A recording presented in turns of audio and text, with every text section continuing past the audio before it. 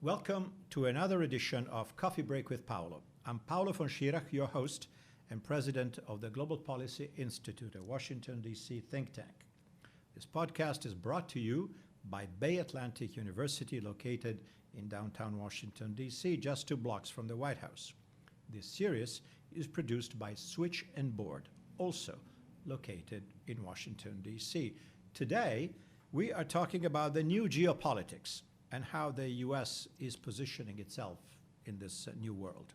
We shall discuss the future of NATO, U.S. planned disengagement from the Middle East, U.S. policies towards Iran, very much in the news, and most fundamentally, the shifting balance of power in what is now called the Indo-Pacific region. To discuss all this, we have with us John Sitirides. John is a geopolitical strategist at Trilogy Advisors and diplomacy consultant at the U.S. Department of State. So extremely well qualified to talk about all these complicated matters and hopefully shed some light on these issues. Welcome, John. It's a pleasure to be here. We'll do the best that we can, Paolo. All right. Well, let's jump right to it. Let's talk Iran. Of course, we know it's complicated. There was a deal. There was struck by the then Obama administration. Then Secretary of State John Kerry spent I don't know how many hours, certainly weeks and months, negotiating with the Iranians in the context of a broadened, framework, and got a deal that was supposed to, at the very least, freeze the then, nuclear program of Iran in exchange for, easing sanctions, blah, blah, blah. Okay, fast forward to the Trump administration, no more deal. Where are we? Give us your reading of where we are and what do you see happening on this rather messy affair? In 2015, then candidate Donald J. Trump announced on the campaign trail that if he were elected president, he would rip to shreds that JCPOA. He considered it a deficient deal from the get-go, regardless of whether or not Iran was technically in compliance with it. And there were a number of reasons, Paolo, and a number of critics of the deal were very concerned about these profound deficiencies. Remember that it provided no access to Iranian nuclear documents, personnel, or military sites. It did nothing about Iran's ballistic missile development program. It did nothing about Iran's imperial ambitions and proxy wars in Lebanon, in Gaza, in Syria, in Iraq, and now in Yemen. And so it was given billions of dollars in sanctions relief and also unfrozen assets going back decades, with which it's been able to actually expand and escalate many of its military activities, especially in Syria. And so candidate Trump made very clear this is what he was going to do. When he became president, he gave the other partners, mostly the Europeans, because the Russians and the Chinese were not all that engaged in the JCPOA's activities in the last 2 years. But Europe was very much concerned that the Trump administration would, in fact, withdraw. He gave the European allies 1 year to try to bring Iran back to the negotiating table and say, let's negotiate a better deal that doesn't have these very rapidly expiring sunset clauses, that makes permanent all of these quote-unquote freezes to Iran's nuclear weapons program. The European partners were unable to deliver, and in May, the president withdrew, or May of last year. Yeah. And now we have a very difficult, situation where Iran, undergoing massive crippling sanctions imposed by the United States, is seeing its economy being pushed downward into what's probably an economic depression. All right, the rial is in free fall. I think it's lost about 30 to 40% of its value in the last year. Inflation is rampant. There is social unrest throughout the countryside. And the Iranians are lashing out now against the United States, the United Kingdom, and really the international community by essentially stating that if they're unable to export their oil as a result of these U.S. sanctions, nobody should be able to export their oil out of the Persian Gulf. And now we see this current campaign of harassment where they're shooting down drones, blowing up pipelines, boarding tankers, and the like in international waters. Yeah. Absolutely. Mm-hmm. So we have a very, very dangerous situation in the Persian Gulf, largely because Iran refuses to behave as a normal country would. Okay. Thank you. That's a pretty comprehensive picture of how we got to where we are. Yeah, a couple of footnotes that come to mind, also for our audience to really understand the complexities of all this. You know, when there are media accounts about Iran's behavior as the what is universally known as the nuclear deal was in force, but they got always good grades. In other words, the inspectors said that Iran was compliant. But as you pointed out, certain facilities were never inspected, and the deal did actually exclude them. So certainly somebody inspected something, but we don't really know, right, the full extent of the program, and that there may be parts of it that we have no idea where they are because they have not been open to inspection. Is that correct? I would say so. I mean, essentially, we go back to the descriptive word deficient. It was a deficient deal. If the deal was structured properly and there was full and immediate access to Iran's military nuclear sites, its so-called hidden sites, then you could say, okay, we're doing the best that we can to ensure that Iran is complying with international expectations. But there are so many gaps, so many loopholes, so many openings in this deal. And remember that the Republican Senate, I think it was led by Senator Tom Cotton at the time, actually wrote a letter to, I believe it was the Supreme Leader, Mr. Khamenei, or maybe it was the president of Iran at that time, when the JCPOA was agreed to by President Obama in 2015. And that was that probably any Republican candidate that was going to be elected president would either withdraw the way President Trump did or seriously challenge it because it was never ratified by the U.S. Senate. Exactly. For that matter, President Obama never even submitted it to the U.S. Senate for ratification because the White House under President Obama knew he would face a bipartisan rejection of that agreement. Yeah. And also, last but not least, it has a sunset clause. You know, this was not something that was supposed to be in force in perpetuity. Said, okay, this is, Iran commits to do this, that, and the other for, was it 10 years? 10 years, so until 2025. Yeah, so that, again, is suspect because the Iranians officially said, we have no intention of developing nuclear weapons, right? That's been their official position. This is all for civilian purposes, et cetera, et cetera. On the other hand, we have all these activities that are not consistent with the civilian program, and we agreed to freeze them or cut them down. But guess what? Once the treaty expires, we go back to it. So it's, what is it really your intention? But anyway, that's now irrelevant because we're out of it. So here's the thing. We, as you said, John, now we have tensions in the Gulf where about, 1/3 of the world oil flows, out of to customers mostly in Asia, but also all over the world. Asia and Europe, primarily. Yeah, primarily. We don't, thank God for fracking, we're not dependent on that stuff. Indeed. Much. I mean, some, but certainly not nearly as we used to be. So we've got problems here. One is clearly on the good side, as you mentioned, the pressure seems to be working in some fashion, the economic pressure caused by the new sanction regime. However, Iran is responding by creating these tensions in the Gulf, and we've seen some episodes. How do you read this? In other words, is this going to get worse? Can the Iranians, if they want to, sink a couple of tankers in the Strait of Hormuz and say, okay, no oil we can't sell any oil, neither can you, ha ha ha, because now it essentially is impassable. Is that a realistic scenario? Can they do this? It is. It is a realistic scenario, and it's very, very dangerous, both for the region and I would say really for global supply chains. The one reason I think that they would not go that route is because they have been secretly funded in many ways, their economy, not these more nefarious military operations or those of the Iranian Revolutionary Guard Corps in the region, but their economy has been largely propped up by Chinese lending. That's off the books. And China is extraordinarily dependent on Middle Eastern oil. And so whether it's Iranian oil itself, whether it's oil from other countries such as Saudi Arabia or Kuwait, they can close the Persian Gulf without endangering the Chinese economy, which is already struggling. But the Chinese will not permit, to the extent possible, any closing of the Persian Gulf waters. So I don't think that's going to happen. I think what could happen and is still very, very dangerous, is that we do see this chaos in the Gulf, this uncertainty that's being fueled, no pun intended, by Iranian activities where something can escalate out of control. I mean, the U.S., the United Kingdom, and any other military that's operating in the Persian Gulf is not looking for a reason to shoot at anything that belongs to Iran.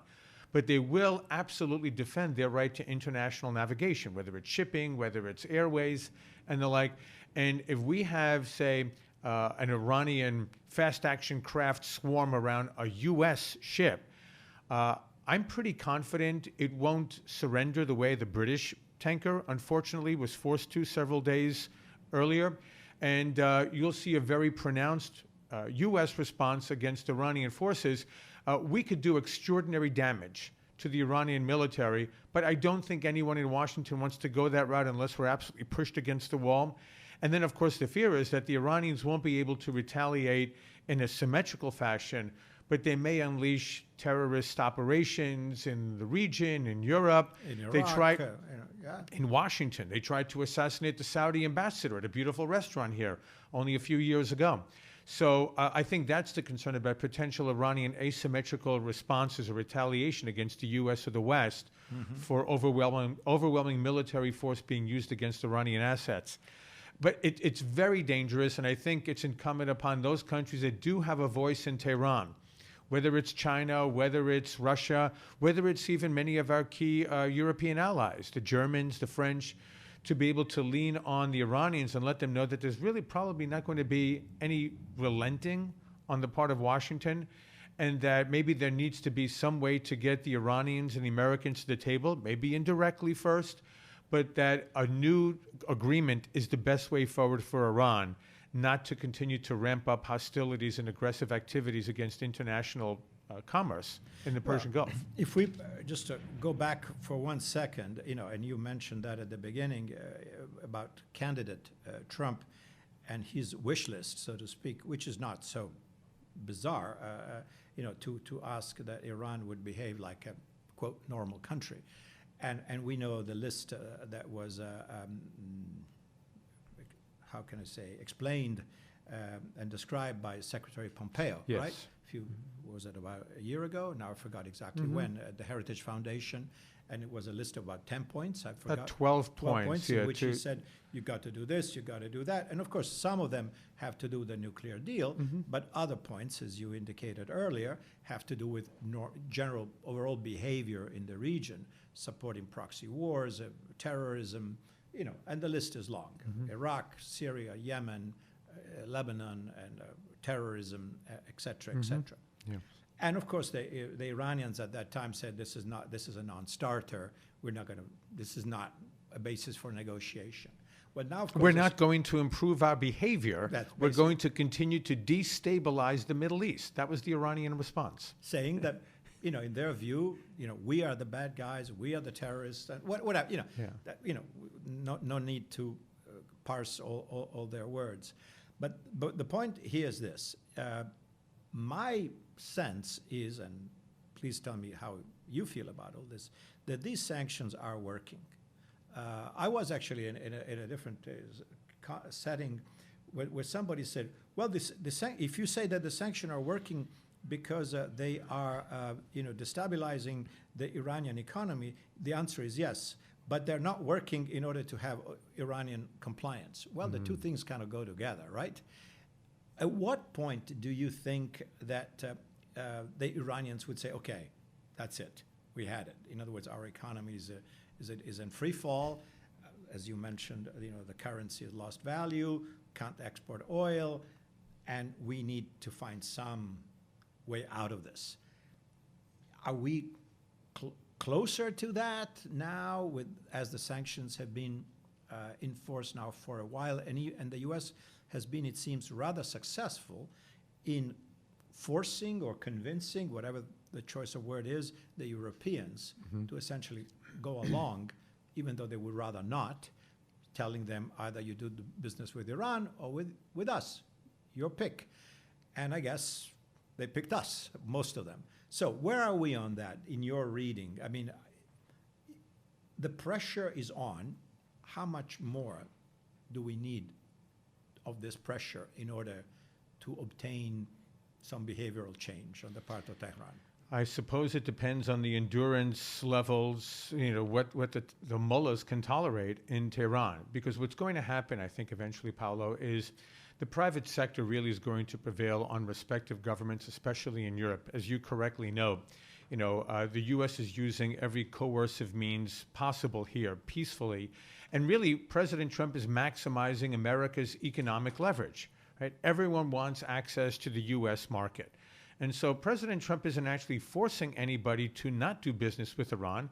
He's putting a very simple, straightforward proposition. You have a choice. You can do business with Iran, but then you can't access the U.S. market or U.S. financing, U.S. banks, or you can not do business with Iran and you can have access to the U.S. market. And so governments are struggling to preserve that economic relationship with Iran by setting up these third-party payment mechanisms that avoid any type of transaction with U.S. entities, U.S. banks, and the like, maybe to have transactions denominated in non-dollar currencies. But the problem in the end is that most companies, most major companies in European markets, don't want to tie their own hands, don't want to operate with one hand tied behind their backs or both. They want free and unfettered access to the U.S. market, and no business executives like to get involved in political controversies. So for them, it's a business decision. And when these major German and French and British companies are leaning on their governments and saying, look, you can struggle all you want with the government in Tehran, but we're doing business in the United States, and if that means we're closing our doors in Iran, that's what we're doing. And I think as you see more and more of that economic and financial squeeze on Iran, right? Because now the sanctions are there on Iranian banks, even the Iranian petrochemical industry, which was vital for export currency. So you have a number of issues that are working against Iran, but I think that's going to continue to play out as the private sector, not for political reasons, but simply in order to meet their bottom line, are going to say to their respective government officials in Europe, I'm sorry, we can't do any business in Iran. We're not pursuing this any longer. And then the European government leaders will go to Tehran and say, you know how much we want this deal to be in place. We want to preserve it. But our own corporate executives are saying no. So we're not going to be able to save your economy. And if Russia and China can do it, great. But my sense is the Iranian economy cannot subsist with just those two major trading partners. Yeah. Right. And the Russia trading relationship is not that robust, and China is almost all natural resource exports to China. It's not going to be enough to sustain.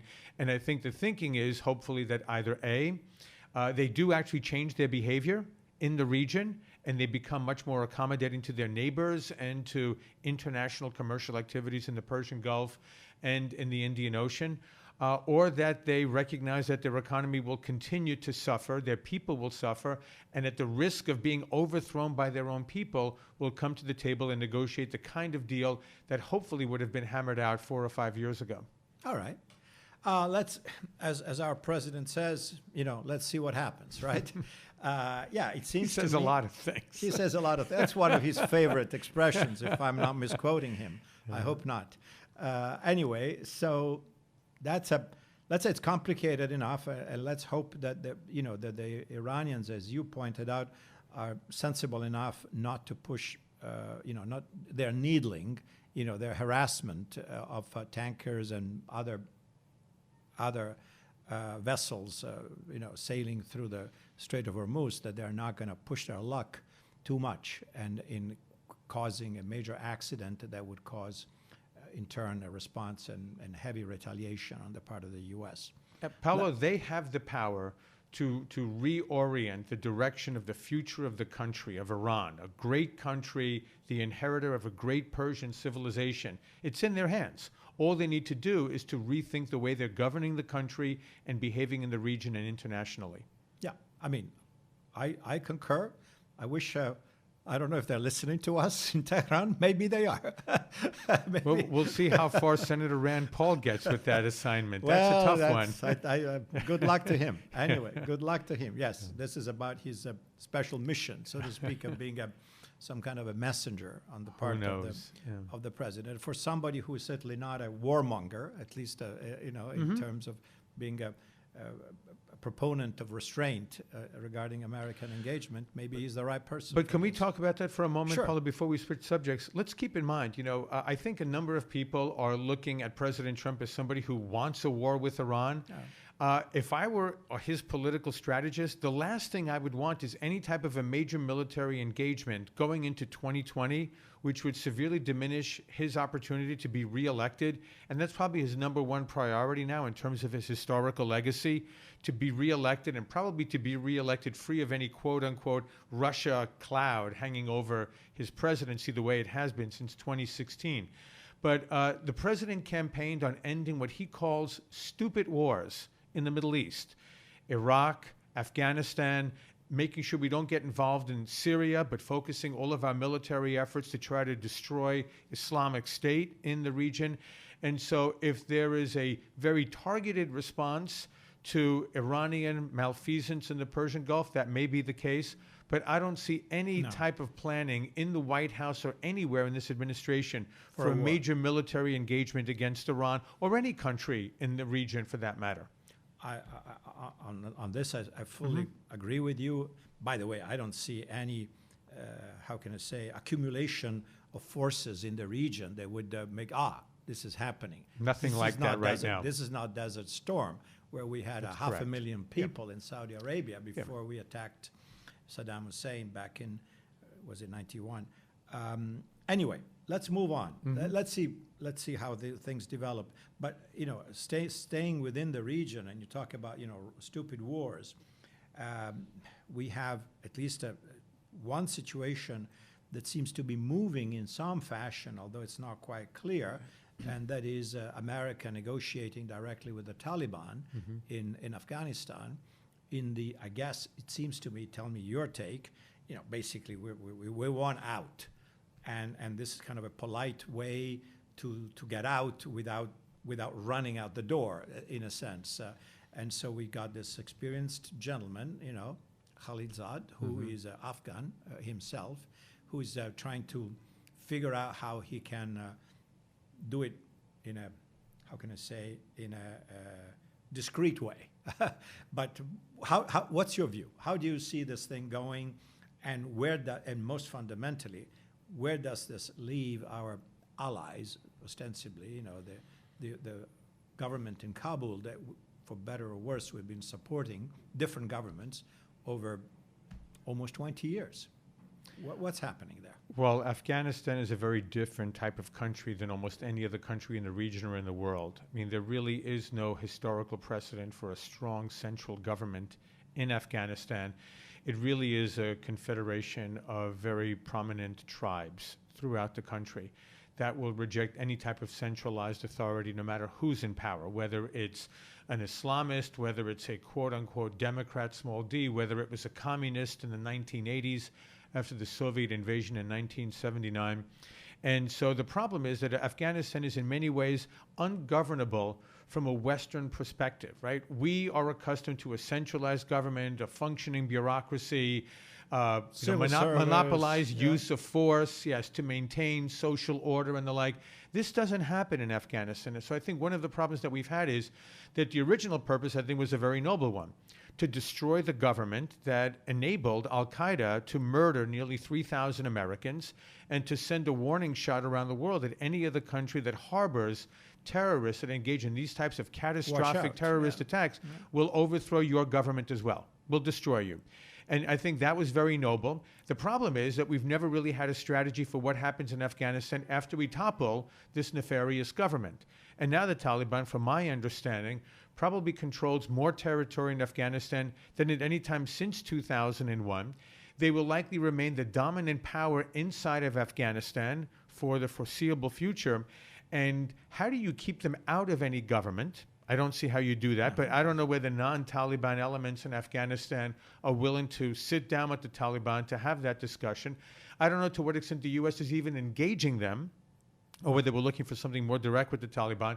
And in the end, they're still radical Islamist terrorists, and we don't know what they'll do regarding terrorist activities around the world. But the interior of Afghanistan is not a major national interest of the United States.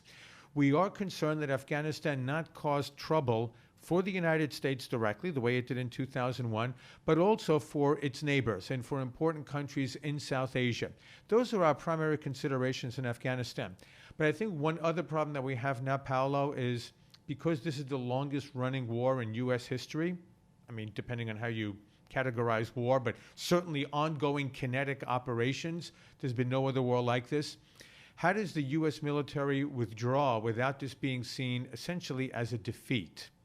And I think that's one of the concerns now in the U.S. government, at the Pentagon. How do we leave Afghanistan without being seen as having been defeated by the Taliban, right? This two-bit ragtag terrorist organization, and moving the U.S. military out against its will, against its own timeline. And what message does that send to our partners and our allies in South Asia and around the world about the extent to which the U.S. will live up to its commitment? So the problem is we're trying to fix a mess that we created because we didn't know what to do with Afghanistan after we toppled the Taliban, the government there in November of 2001 or January or 2, whenever that was.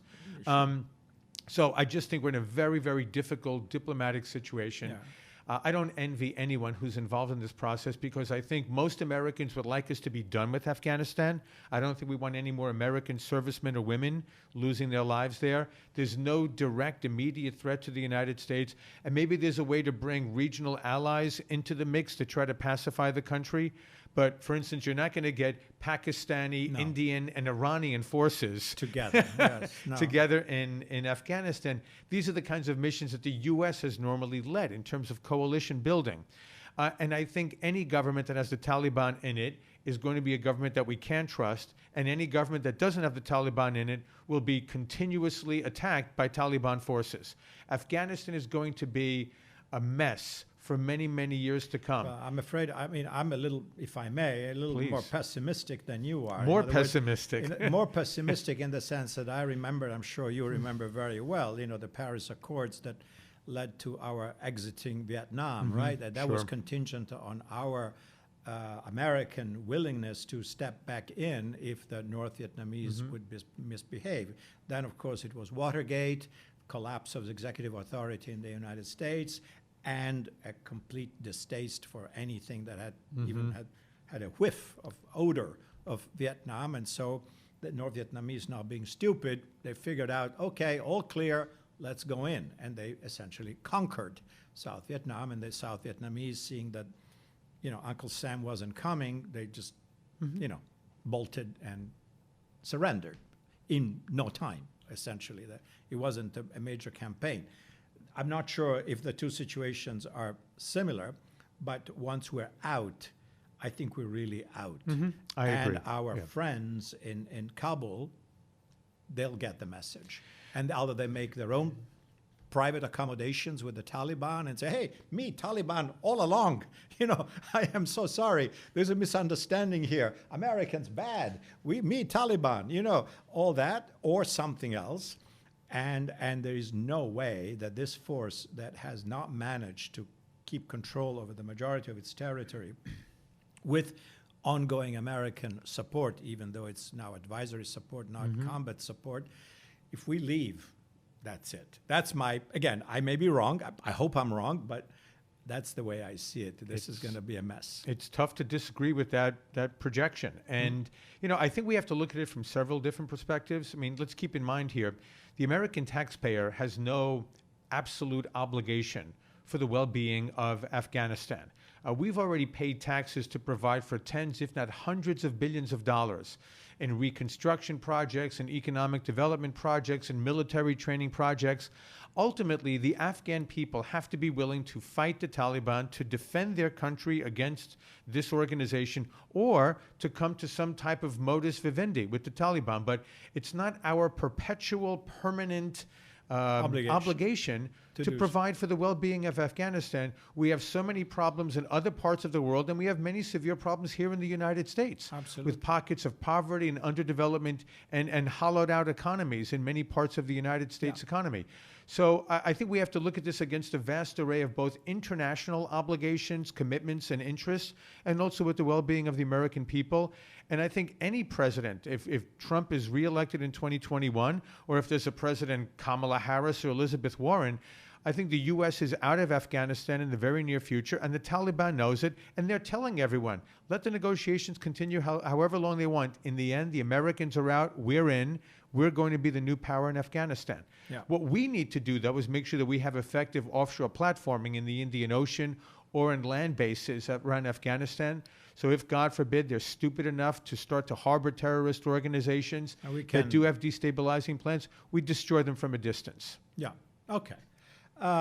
Such as it is, our great effort of, again, as you pointed out, there was a strategy to punish Al-Qaeda and the Taliban government that hosted them openly, and that made sense. But everything that followed was not thought through very well. The idea of modernizing a country that is literally centuries, in a different place, is just daunting. But let's staying more or less within the region. Iraq, obviously, as we know, historically followed Afghanistan shortly thereafter.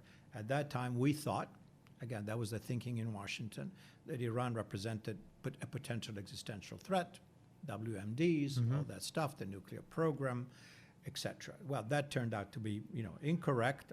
I don't believe that it was about, that the Bush administration was out there to lie to us, but some people believe that.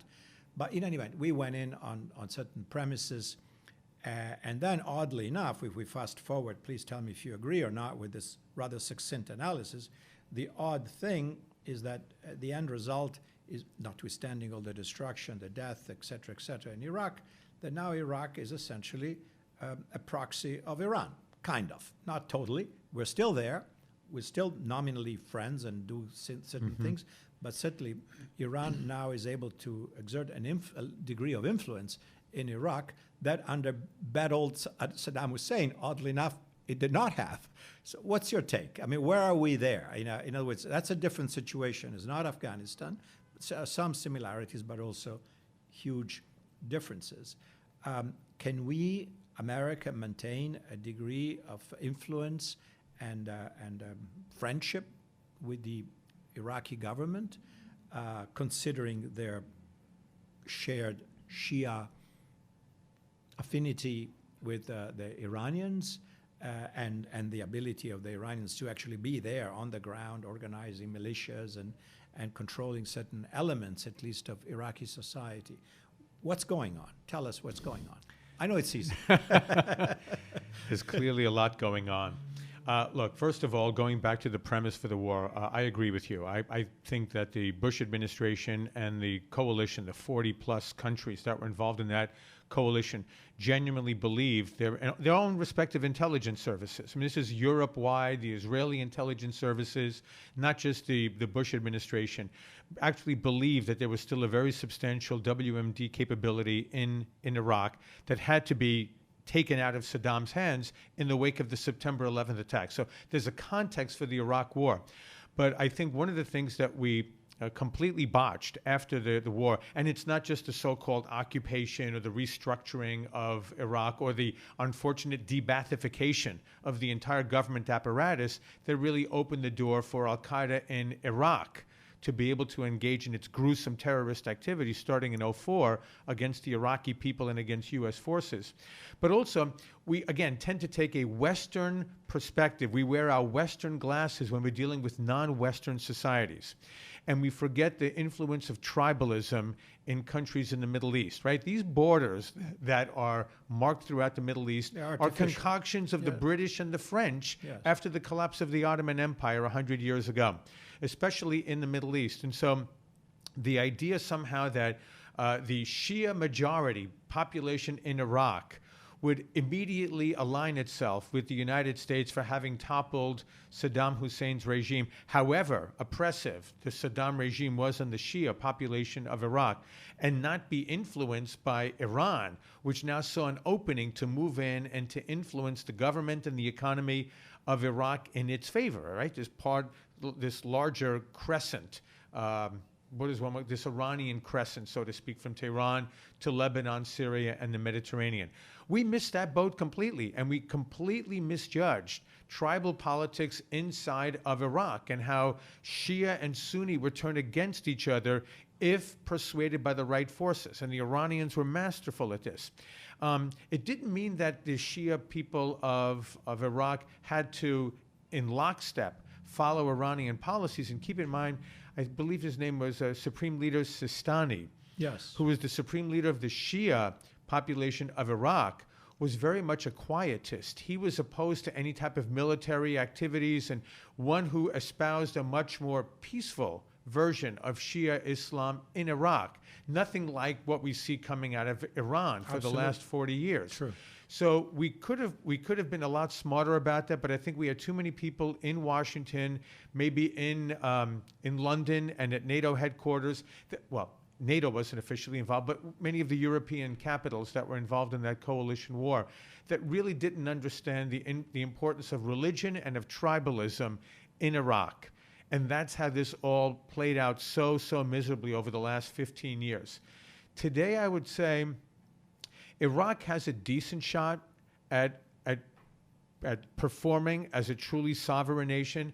And it seems to me that the government there is trying to work out a delicate balancing act between what is still a preponderant Iranian influence, especially with a lot of the cash that the Iranians got with the unfrozen assets from the JCPOA in 2015. A lot of that went to their own proxies and militias and for social services among the Shia and among the starving Sunni, especially those who escaped the clutches of Islamic State, to try to win those people over to their brand of Islam in Iraq.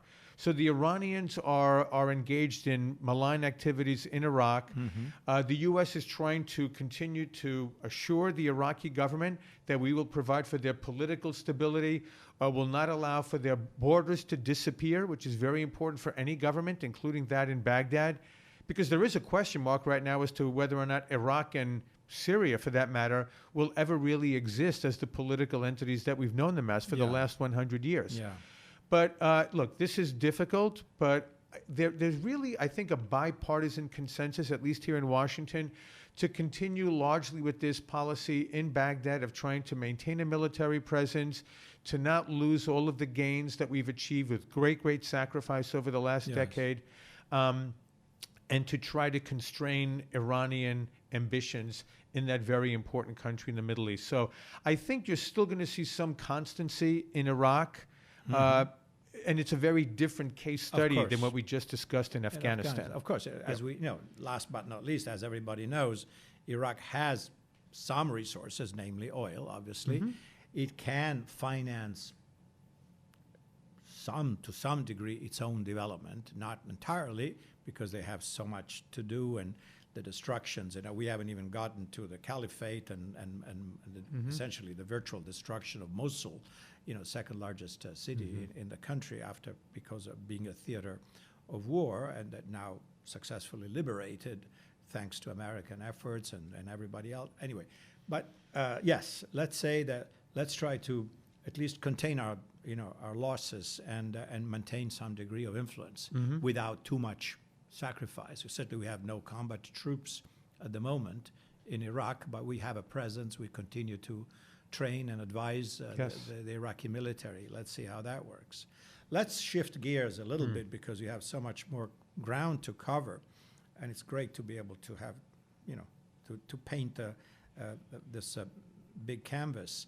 NATO, and this very old alliance and relationship between, the kind of the core of the strategic political arrangements between the United States and Western Europe, and now way beyond Western Europe, which obviously, as we know, was prompted by what was then a very real existential threat represented by the Soviet Union.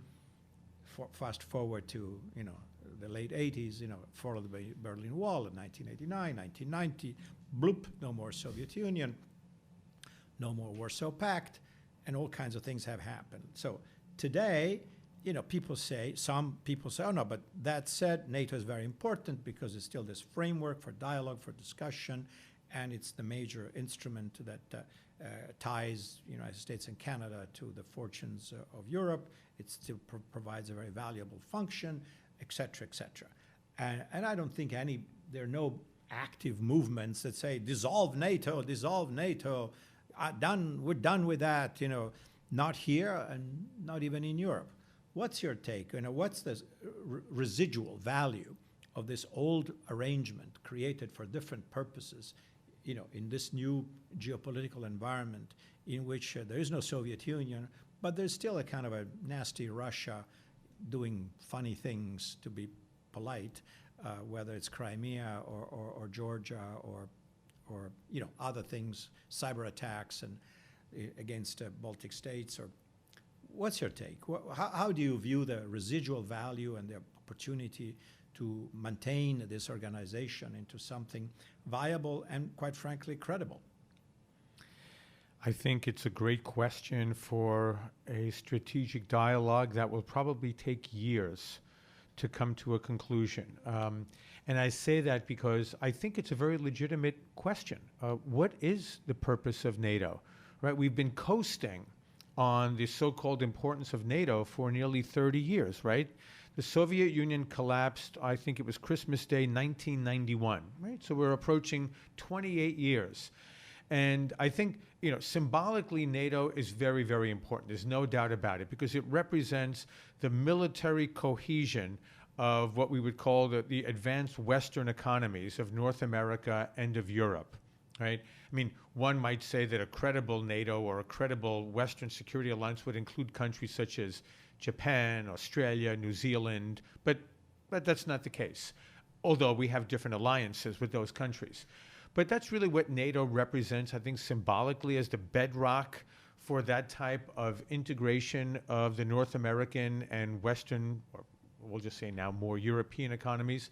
But there are such profound differences inside the alliance about the threats that you just recited here, Paolo. So on Russia, there are some countries that see Russia as a very malign power in the Eurasian continent. And there are other countries, look what's happening now in the disagreement between Washington and Berlin over Nord Stream 2.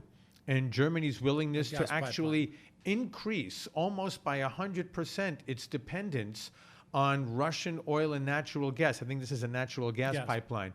At a time when European policy supposedly for the last decade has been to wean Europe and to diversify oil and natural gas supply lines to the European continent.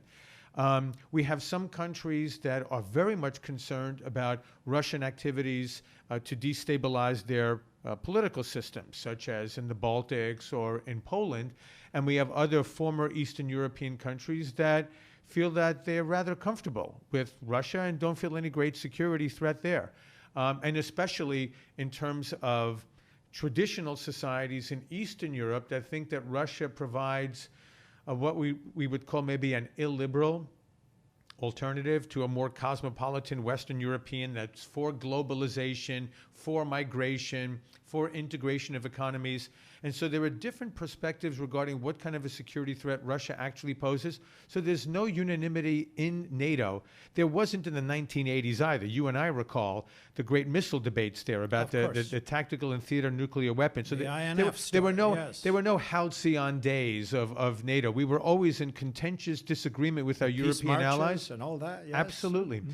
But now I think there are some very real, profound differences, first of all, as to whether or not there really is a Russian threat. And if there is, then how do we work more closely with those countries like Germany that don't seem to be very concerned? And again, to single out Germany, if Germany feels that Russia is not a threat, why do we have 30,000 American troops on major bases and installations on German territory if they don't feel threatened by Russia today? Then we have the profound disagreements over the issue that we just talked about Iran. And, is Iran a threat to the Western alliance? Right? One of the things that we've been looking to do is work with our allies in Eastern Europe and throughout the Black Sea and Southeastern Europe to provide for an anti-missile shield to protect Europe from Iran's very threatening ballistic missiles program, especially if they're able to perfect a nuclear warhead that they can place atop those ballistic missiles. Well, at the same time that we're having this discussion about providing an anti-Iranian ballistic missile shield for Europe, we have European countries that are at odds with the United States under at least this current Republican administration, not so much with the prior Democratic administration, as to whether or not we should abide by a nuclear deal. And again, we just went over the pros and cons of that deal. So NATO has no overriding mission or purpose right now that anyone can look to that's connected to the geopolitical realities in Europe or along Europe's periphery. For that matter, one might say an ideal NATO mission would be to deal with the human trafficking and the migration and refugee flows coming in from the African continent into Southern Europe, which is not only a threat to Europe directly, but by undermining political stability in many European countries, right? The impetus for Brexit, we have now very uncertain governance styles in Italy and France and Spain. Largely and the like. provoked by that, And a lot of this is because of the illegal migrant issue. And so we haven't found a way to address that issue together either. And so the future of Europe is very much in question in terms of the European Union as a viable political entity, whether or not the euro will survive as a currency given the differences between a more disciplined North and a profligate South. And then from a security perspective, most NATO countries don't agree on what their external threats are. So from an American perspective, I like the idea of NATO, but I think it's a very fair question. What is the mission of the alliance? How do we have all of the members genuinely adhere to that mission? And as both Presidents Obama and Trump, just difference in style, leaned on our European allies to make sure they commit to that 2%, Obama may have been far more diplomatic than President Trump is, but both countries considered many European members of NATO freeloaders on the backs of the American taxpayers providing security for the continent. So it's a little bit of an uncomfortable debate or discussion to have with our very close European friends, but it needs to be done yesterday, let alone today or tomorrow. So the sooner the better. Again, this is old stuff, as you mentioned, and I'm sure both of us remember very well the burden-sharing debates back in the 1980s. Remember Congresswoman Patricia Schroeder? Oh, yeah. And how she was, beating NATO on a daily basis on the same argument. You're not paying your fair share and all that stuff, and we Americans are carrying the load and you guys don't do anything, the Mansfield Amendment, all that stuff. We remember all those things. But You've got a great memory, by the way. Let me just tell you. The critical difference, you do pretty well, my friend. The critical distinction being at that time there was a Soviet Union armed to the teeth and 30 Red Army divisions in East Germany, if I recall correctly, or thereabouts. Now all that is gone, and so that kind of glue that kept things together, it's not that convincing. And by the way, again, if memory serves me right, even way back at the early gestation of NATO, those who were part of the process leading to its creation, in a sense, believed that it would be a temporary arrangement because Europe was destroyed, was weak, had no credible defenses after the end of World War II. There was reconstruction, if anything, to be done, and that America would step in, but on a temporary basis until Europe would kind of, get back on its feet. I believe it was, if I'm not mistaken, then first SACEUR, General Eisenhower, who said, we can't be there forever, in his, when he was confirmed. So, but instead we were there for the duration. The point being that, and I think this is not an incredible argument to make, Europe has 450 million people, if you take the European Union as such, certainly a major world economic power, and it's not unseeming that Europe would be able to put something together which would be its own indigenous, autonomous security arrangement in this new and post-Cold War environment. In my experience, noises to that effect have been made for decades, And most recently, I think it was President Macron who said something about closer defense cooperation and adding a security dimension to the European Union. I mean, this would be very sensible. Unfortunately, the Europeans tend not to do a lot of the sensible things that they should be doing. And so NATO becomes the default thing, right? So why do we need to do this? Because Uncle Sam is taking care of business anyway, right? So that, it seems to me, part of the complicated debate, because if Europe would be able to take care of itself, which it has the tools, it doesn't lack the knowledge, the financial means, and the resources to do so if it only wanted to. But the fact that Europe doesn't exist as a government that we understand it, and so to put together a credible security arrangement without a government, it's a big hurdle. What do you think? One of the things that makes us very uncomfortable when we're honest about why the NATO alliance was formed was it wasn't just to keep the Russians out, it was to keep the Germans down. Yeah. And when you look at the historical background, for 100 years prior to 1945, German militarism really was at the heart of catastrophic wars in the late 19th century, the First World War and then the Second World War.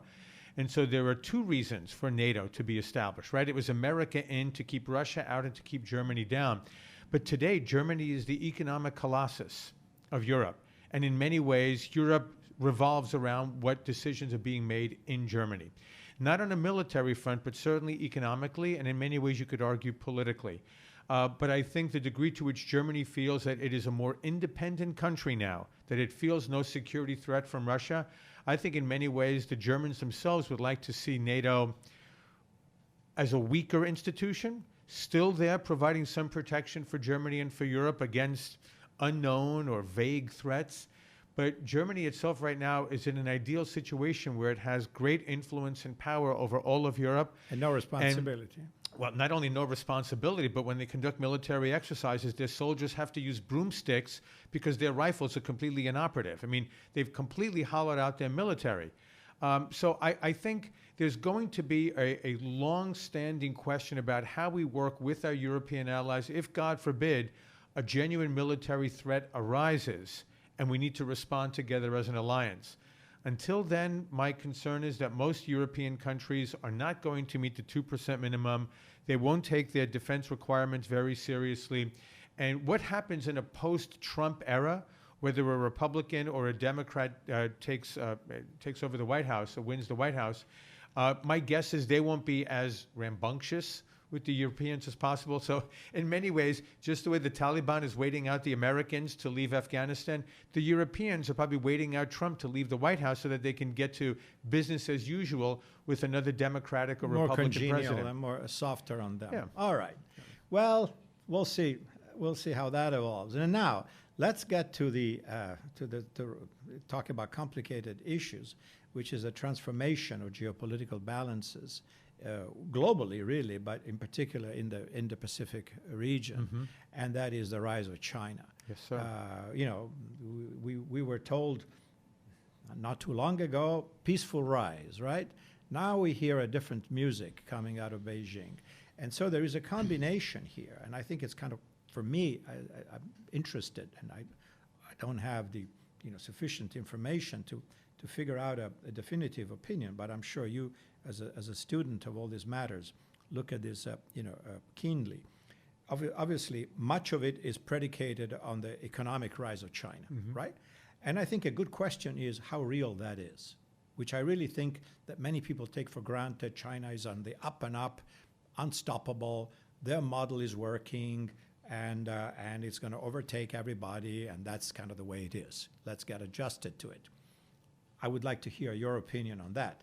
And but depending on how we answer that question, is now China has what it takes, the economic and the financial foundations to beef up its security apparatus and exert bigger influence, not just in its immediate neighborhood, but also throughout Asia. And there's this Belt and Road business, and then its influence in Africa, of all places, including Latin America, or the small Pacific islands dotting, between them and Australia and New Zealand. where we see Chinese trade missions going to buy what, palm trees? I don't know. But we see all that. And there are several questions about, as I said, capabilities and intentions, as always, and where that leaves us, considering our significantly diminished, at least in relative terms, naval power, an ability to affirm our presence in defense of freedom of navigation and whatnot in the region. Again, complicated. How do you see it? The economy first, is it strong as they would like us to think it is? And then security ambitions.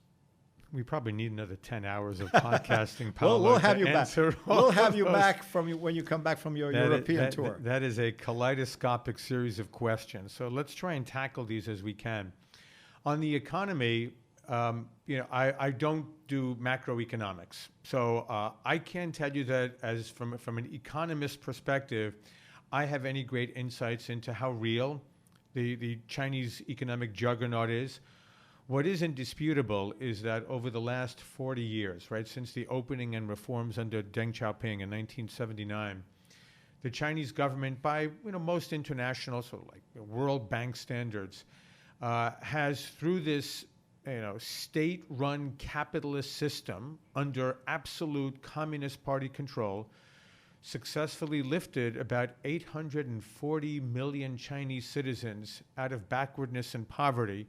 They're not all billionaires, but they're enjoying increasingly middle-class lifestyles. They're not concerned about whether they'll starve tomorrow or next week, which has been the life of the Chinese peasant or the Chinese citizen for decades, if not the last couple of centuries, ever since their decline several centuries ago. So the Chinese take great, great pride in this system of the last 40 years. That's probably the rapidest climb out of poverty with such large numbers in the history of humanity, right?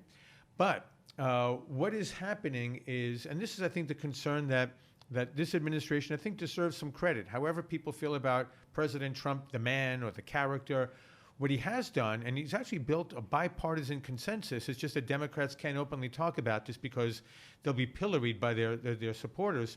There's a bipartisan consensus in Washington that China has achieved this level of economic strength, this economic superpower status, at the deceitful expense of the U.S. economy and that of the global economy, especially since it became a member of the World Trade Organization in 2002.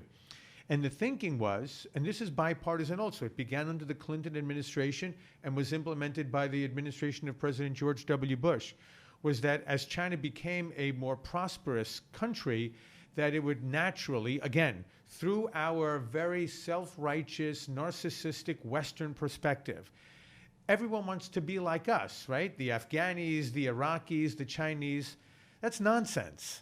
And we need to wake up to this in the United States and in the West. People want to be the way they've been for centuries, if not millennia. They don't want to be like us. They may want to have our goodies, but they're not going to change their culture and their history just to become like Americans. And the Chinese, certainly, as the inheritors of a 5,000-year-old civilization that was the greatest economy in the world until 4 centuries ago, they simply see this as re-seizing the title, reclaiming the title as the great economic power on the world stage. Which they used to have, yes. Which they used to have.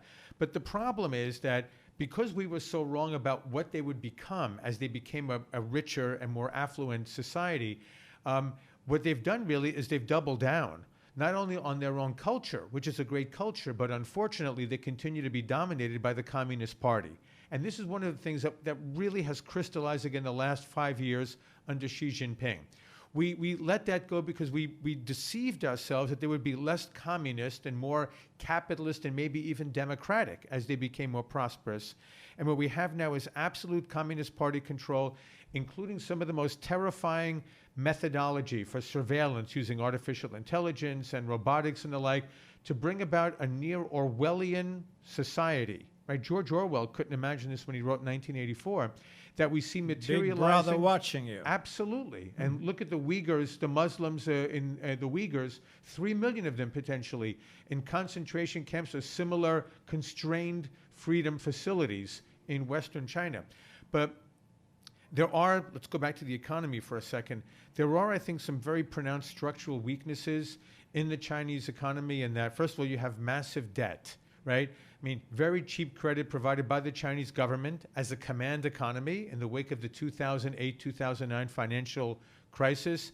Our markets collapsed in the United States and in the West.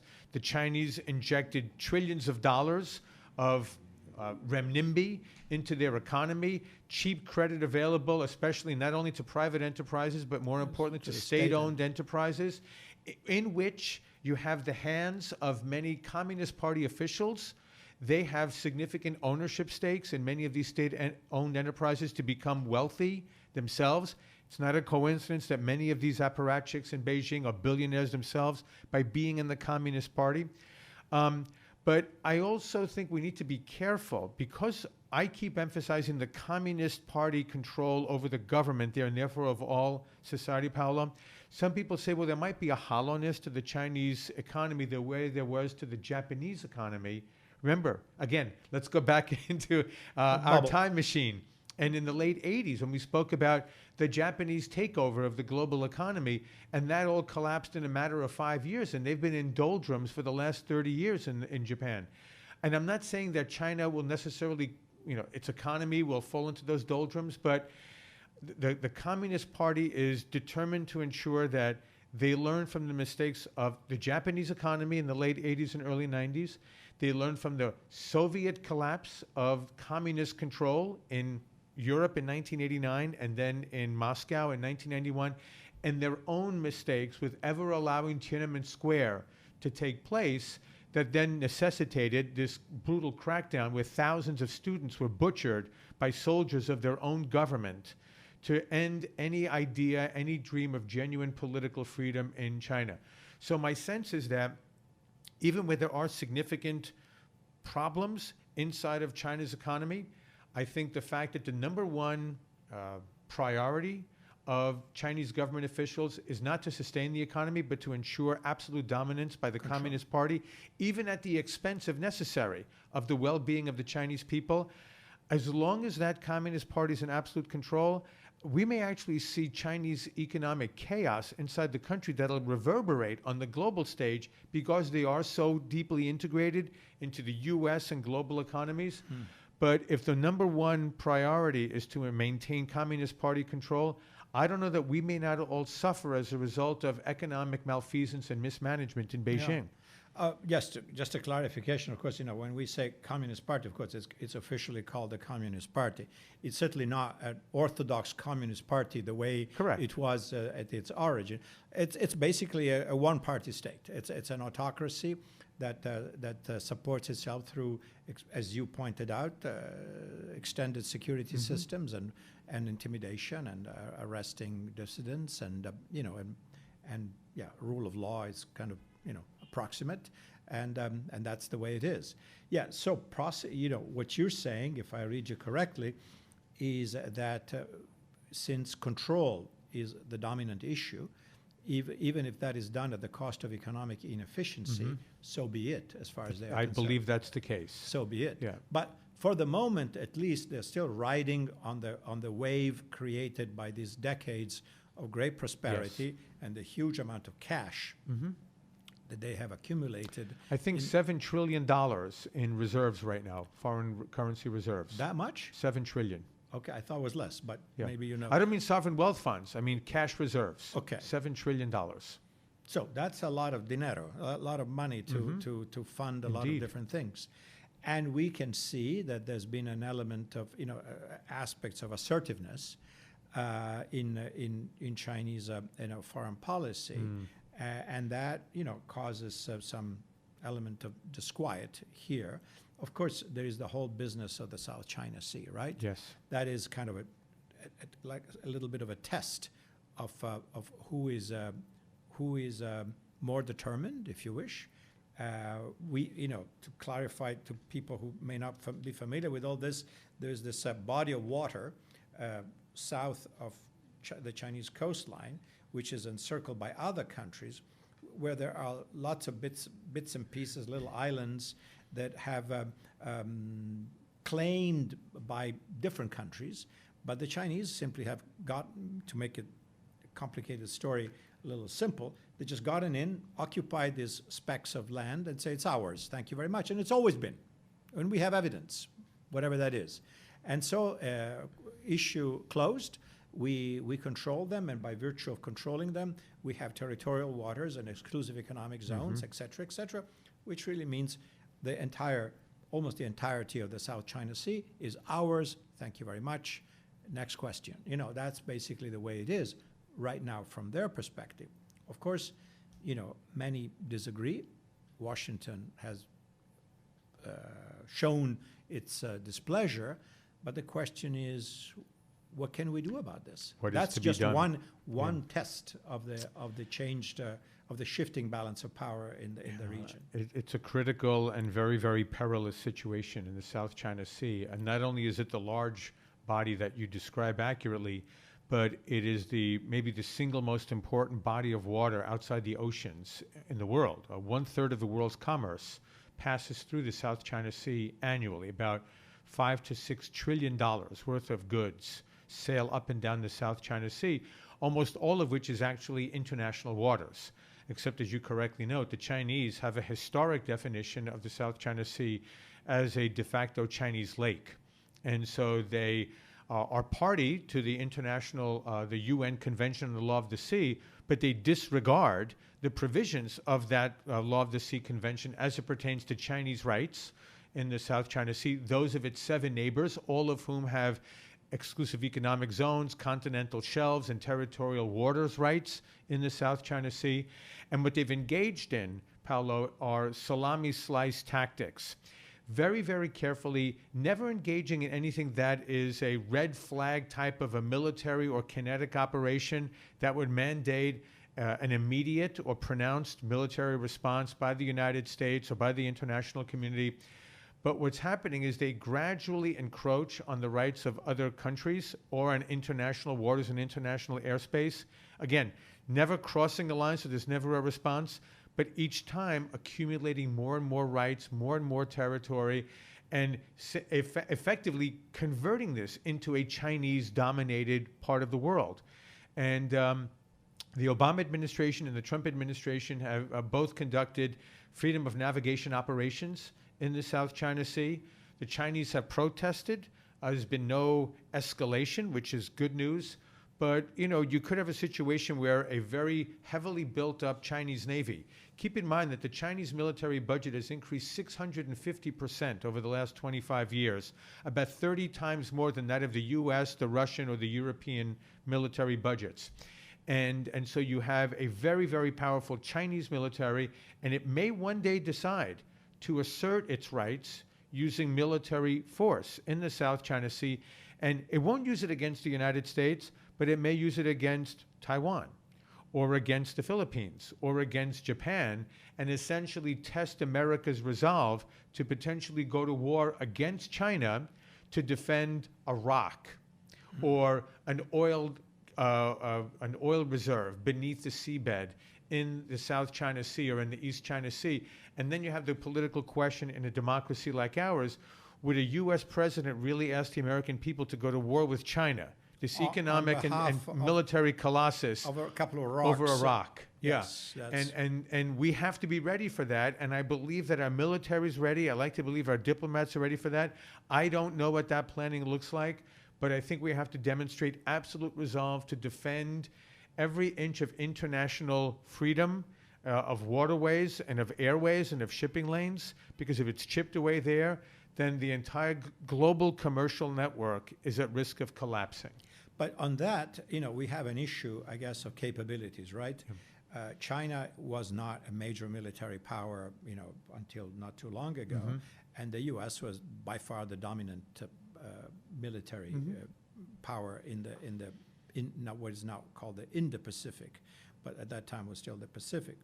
Right now, as we know, even though this administration has increased somewhat the defense budget, it looks like an enormous budget, but in reality, the cost of new weapons is so extraordinarily high that you don't buy a lot of stuff, even with $700+ billion a year in defense spending. So, and at the same time, China has armed its coastline, and so in that particular part of the world, it enjoys a very significant tactical advantage. There is even talk, and please, give me your take on this, that U.S. carriers, which are the strong points of our naval power, are really at increasing danger against, the threat of anti-ship missiles, of which the Chinese have deployed thousands and thousands on their coastline, et cetera. Which is to say that becomes a deterrent. We used to deter everybody, right? Now it looks like potentially the Chinese have enough force in place to deter us and to say, guys, have you looked at the shifting balance of forces in the region? You really want to come near us? Watch out. What do you think?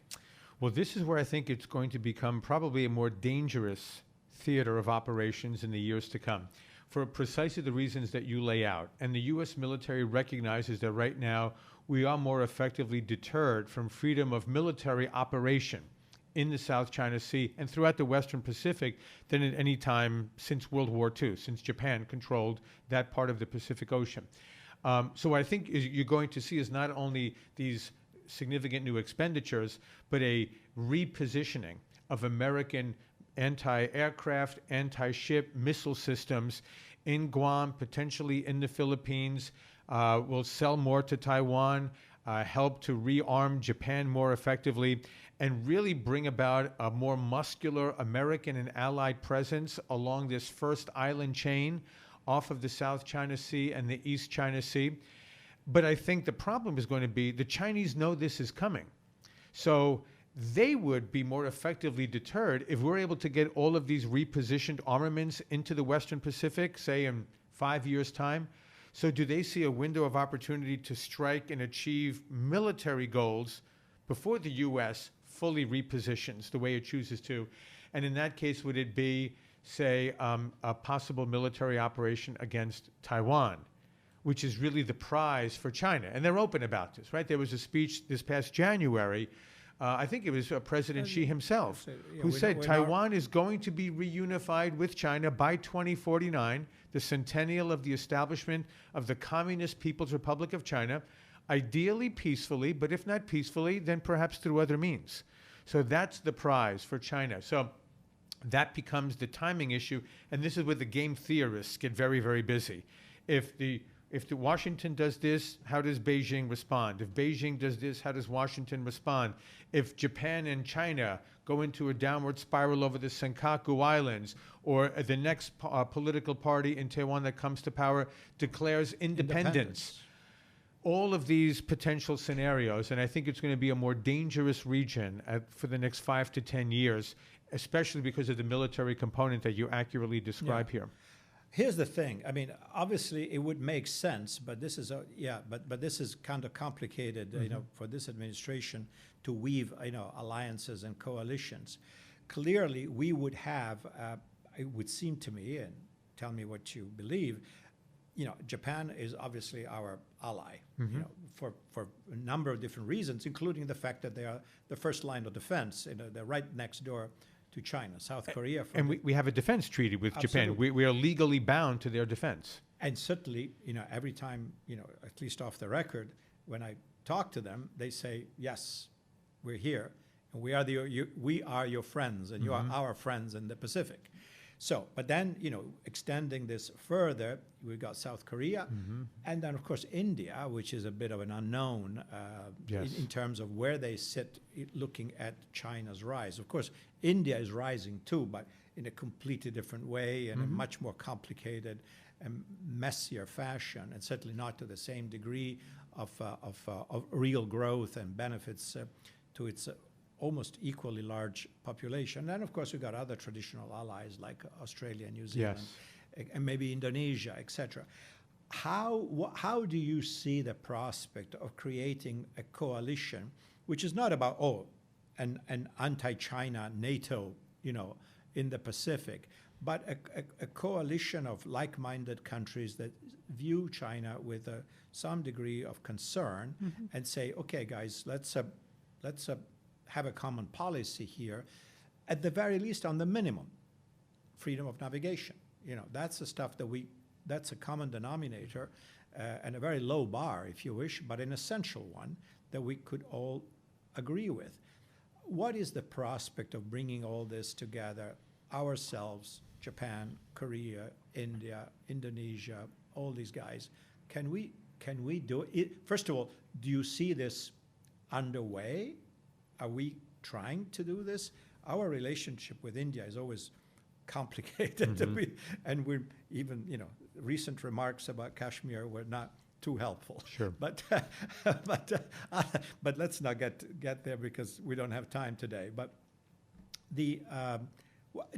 what do you see happening? Are we going to find a common front from India to Japan in order to deal with, productively with China? The strategic vision to accomplish this is underway, and it's known here in Washington at least as the quadrilateral. And this is a four-way process between the countries that you highlight, Paolo: the United States, India, Japan, and Australia, really providing the political and military, and for that matter, economic cornerstones of a network of allies and partners, again, not to unduly or unfairly constrain China's rise, but to check what they see as China's potentially very aggressive activities. It's certainly acting very aggressively inside the South China Sea already, right? Against Vietnam, against Malaysia, uses its fishing boats backed by Coast Guard and the Chinese Navy to ram into fishing boats of neighboring countries. But it's beginning to set up these ports and harbors and repair facilities throughout the Indian Ocean, as you correctly know. And the strategic vision is underway. I think the wild card is going to be India, because India has the tremendous potential to become the China, economically, that is, of the 21st century. I mean, India in many ways is today where China was, say, in 1985, 1990. Not at the very beginning of that economic modernization, but near that start. But India's a democracy, right? It's a democracy, and it's a genuine democracy, right? I mean, I think they had 900 million people voting in a 6-week-long tiered democratic process in which Prime Minister Narendra Modi was just recently reelected. But India also is another inheritor of a great civilization. We spoke about the Persians, we spoke about the Chinese. We have to speak about Indian civilization, the Hindis of 5,000 years ago. They will never be anybody's, not America's, not anybody's quote-unquote junior partner. They won't be our United Kingdom or our France or our Germany. They want to be treated as equals, right? With respect and with dignity and with full sovereignty for their sphere of influence in South Asia and the Indian Ocean. How we manage that process in a political system that still has very strong socialist, third world, quote-unquote, non-aligned movement tendencies. Remember, India's only really undertaken this modern social and economic modernization process or liberalization process over the last 20 years. So a lot of the so-called old-timers after independence are still very influential in Indian politics. So it'll be generational. But I think the more that China acts in ways that India feels is inimical to its interests, India itself will realize it really has to build stronger networks or strategic partnerships with countries in the region, but especially with the United States, which for the foreseeable future, if we can look at 20 to 50 years, will remain the world's only truly global military power until the Chinese catch up with them, if they do, in the next 30 years. All right, John, thank you very much. On this note, I think we can conclude our vast and really fascinating overview of theaters and complex situations. As we said, there's a lot we left out, and so we'll have to have you back. That'll be a pleasure. This concludes our podcast for today. Our guest has been John Sitilidis, geopolitical strategist at Trilogy Advisor and a diplomacy consultant at the U.S. Department of State. Thank you, John. Well, thank you so much for having me, Paolo. It's been a real pleasure. Thank you.